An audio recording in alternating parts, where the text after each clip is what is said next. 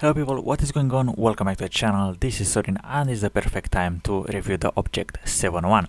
So I kind of made two of those tanks in the matchmaking, which mean they're being hardcore super tested, and this means they're gonna have their final statistics quite soon, probably for the black market, I'm not really sure, or they're gonna be added somewhere along the line in 2024. But without further ado, let's begin the video. Let's review this vehicle, and guys, keep in mind that all of those statistics can be subject to change. The vehicle can never make it to the game, or it can make it to the game, but keep in mind that this video is only informative, so nothing in here it is gonna be fully 100% perfect.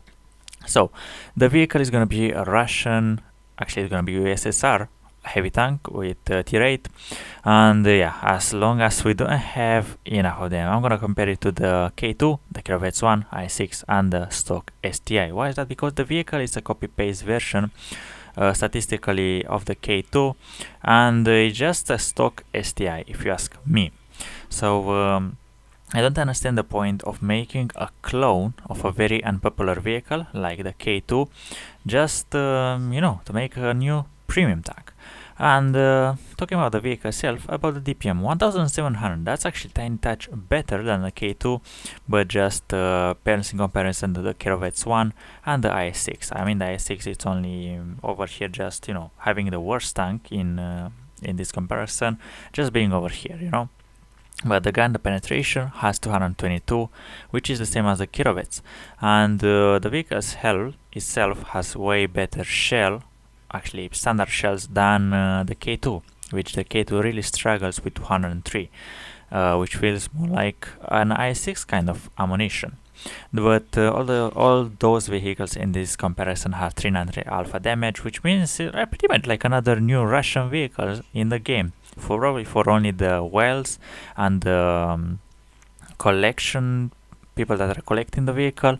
But I don't really see the point. It has nothing unique, well, it has unique armor, but nothing really out of the world. But the vehicle gets 4.5 rates a minute, which is kind of giving it a bad DPM, actually get bad rate of fire because it has bad DPM, but not as bad as the K2, which means it's tiny touch better in terms of the gun than the K2. The shell velocity, it is 1400, the same as the Kirovets. Basically they are sharing the same gun and the same ammunition, I believe, which means they are almost as double as other vehicles in this comparison. The tanks carries 30 rounds, the same as all of those vehicles in this comparison. The STA stock, only the i6 carrying more rounds, which can be tiny touch tricky in terms if you actually need to load out, in terms if you're fighting the tier 6s or the tier 10s. But with 30 rounds, yeah, I don't think you're gonna run out of ammo fairly soon. In terms of gun handling, I mean, it's a typical Russian vehicle. It does actually have the best aiming time at 2.6 seconds, and the accuracy, it is the same as the K2, the i6 and the stock STI. In terms of the dispersion, I mean, yeah, they are not nowhere good. 0.25, I guess it's average, it's averaging out between all of those vehicles, whereas the K2 has a tiny touch worse, and the i6 is being just right in the middle. I mean, this vehicle is right in the middle between the K2 and i6, which means you need to use vertical stabilizer, other than that your bloom is gonna be really big. I mean, this has the same gun handling and as the K2. I'll not be surprised about that. On top of that, this vehicle has only 5 degrees of gun depression, the same as the Kirovets, and only the K2 and the i6 having 6 degrees, which makes them more flexible, the same with the stock STI. And in terms of the elevation, 20 degrees, I mean, that's fairly flexible, but yeah, what can I say about the mobility? It's 30 km, which is the same as the K2, with 12 reversing, the same as the K2, and the power to weight ratio is tiny touch better than the K2, which means the K2 it's a bit slower than this vehicle, and a bit like worse gun, worse DPM. So it's pretty much the 2.0 version of the K2 in terms of everything up to here. But yeah, the vehicle is way slower than the Kirovets and way slower even than the i6, which is fairly interesting. And if you want to see a review of the i6B, you can just watch it in the channel. I uploaded it sometimes earlier. In terms of the armor, 120 and 160, I mean, this is the big sellout of this vehicle. 160 on the side basically mean you're gonna be pretty much impenetrable by anything that you meet, even tier 10s. Turret armor is 250 on the paper, but you're gonna see this thing is not really holding up that well, because if you start to look at the armor model versus 221, I believe, yeah, the upper plate is 200-ish, the lower plate is like 27, I mean, which is much better angle. The turret has 160 over here for the viewport, 250 straight on the turret, which means whenever you load heat, yeah, this vehicle is gonna be butter, it's gonna have really bad cheeks, a cupola as well to go with it, and this thing is gonna be only 30 milliliters, so versus AP rounds and APCRs, it is gonna be overmatchable. So yeah, the turret is not looking that well, but whenever you take this vehicle in city and you try to chuck it sideways, this is a versus 221 versus 270 hit, you still pack around 300 meters of side armor. So yeah, this vehicle is going to be fairly good at reverse side scraping and side scraping overall in city.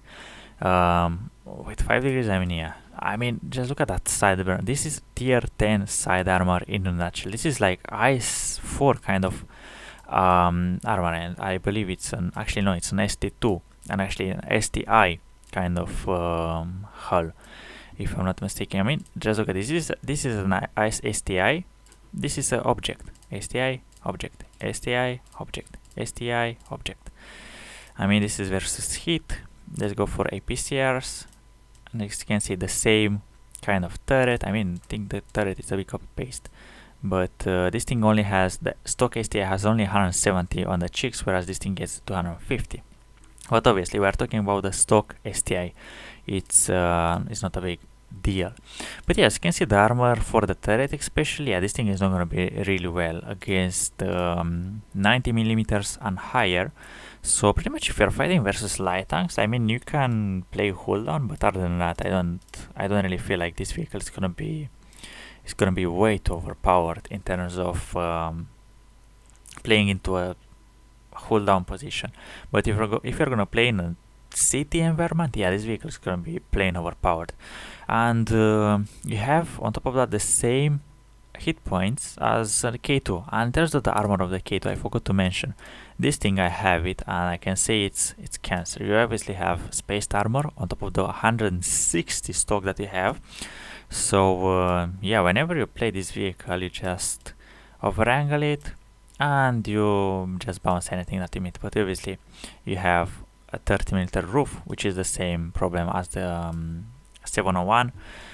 But yeah, this thing has like way better hull armor. Yet, I mean, is it really a K2 2.0? I mean, in terms of a gun, I believe, but armor-wise, I mean, imagine those two vehicles, like the 701 and the K2, having Kirovet's turret. Why is that? Well, the Kirovets has 50 millimeters of forehead armor of this bar over here. Imagine just having a K2 with 50 millimeters, which cannot be overmatched by anything. That thing will make this vehicle broken OP. But obviously it's only played here and there. It's not really popular.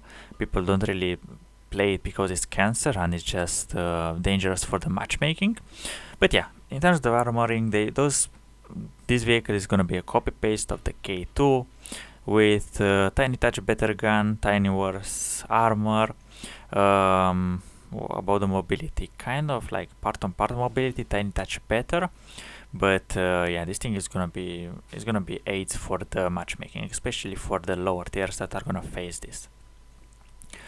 So yeah, we talk about the health, about the armor, about what else did we talk about? We talk about the concealment. I mean, yeah, it doesn't have the best concealment, and as usual, you have 10 meters more view range than the K2, same as the i6, and 10 less than the Kirovets for whatever reason.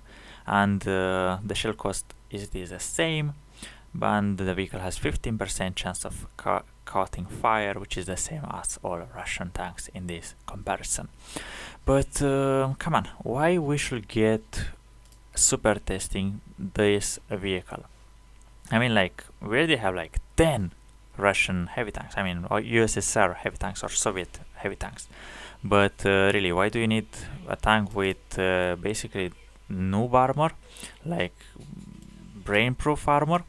But yeah, for this review, let's actually max it out. Let's actually give it 1700 hit points. In terms of ground resistances, by the looks of it, it